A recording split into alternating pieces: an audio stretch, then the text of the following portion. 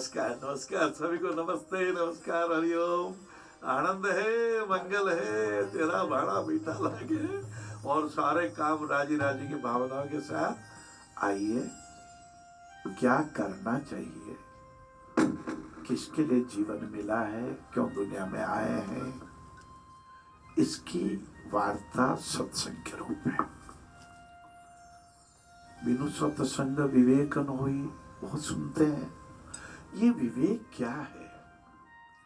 ये अंतर मन में जो विवेक आता है तो क्या बढ़िया परिवर्तन होता है। हमने तो देखा है, ये एक मुट्ठी आटे की गाथा प्रभु कृपा के दिए हुए विवेक से ही प्राप्त हुई है। क्या था?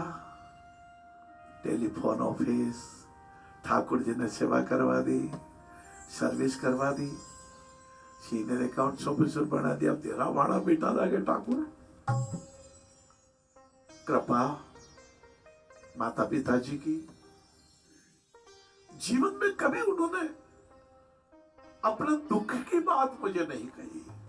कभी ये नहीं कहा कैलाश ये दुख है, कहते मैं कितना प्रसन्न हूं, मैं राजा भोज की तरह प्रसन्न हूं, मैं आनंदित हूं, कितना भाग्यवान हूं। आहा। और माता जी एक बार मुझे बोले, कैलाश कभी कभी मन में आता था यदि मेरे को जज बनाते तो सच्चा न्याय करके आ जाऊं। मैंने कहा माता जी आप पढ़े लिखे कितने हो?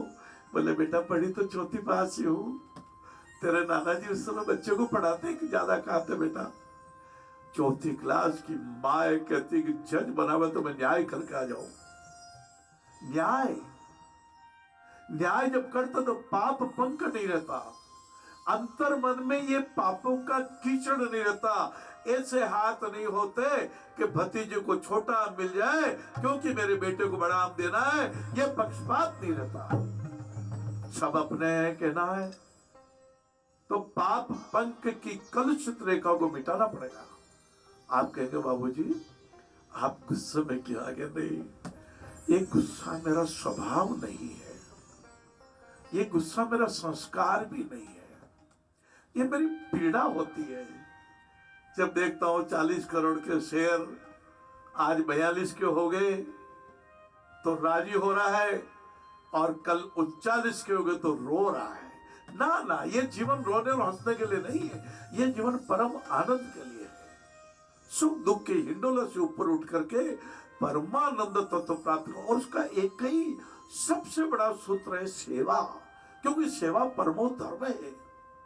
भरत जी ने कहा सिरबल जाऊं उचित समोरा, सेवा धर्म परम कठोरा।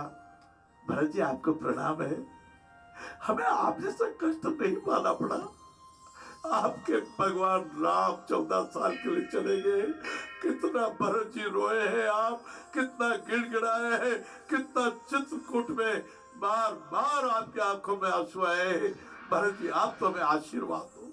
जिसने भी कुछ दे दिया विकलांगों के काज, मृत्युलोक में धन्य वो हुए स्वर्ग आबाद, नारायण हुए स्वर्ग आबाद। स्वर्ग मोक्ष रतिदेव भगवान ने कहा था मैं स्वर्ग भी नहीं चाहता, महाराज ने कहा था मैं स्वर्ग भी नहीं चाहता, मैं मोक्ष भी नहीं चाहता, मैं बार बार संतप्त प्राणियों के कष्ट को दूर करने के लिए इस दुनिया में आना चाहता हूँ।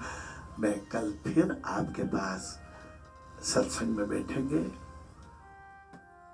कृपया समय के 2 मिनट पहले चैनल को दबा दें, क्योंकि मेरा मन नहीं लगता आपके बिना। मैं आपके बिना रह नहीं सकता भाइयों बहनों। मैं आपका अपना हूँ, आप मेरे हैं, मैं आपका हूँ, क्योंकि पराया कोई है नहीं। सारे काम राजी राजी करते रहे, परिवार को सुखी रखे, प्रसन्न रहे, तन को स्वस्थ रखे। बहुत बहुत प्रणाम।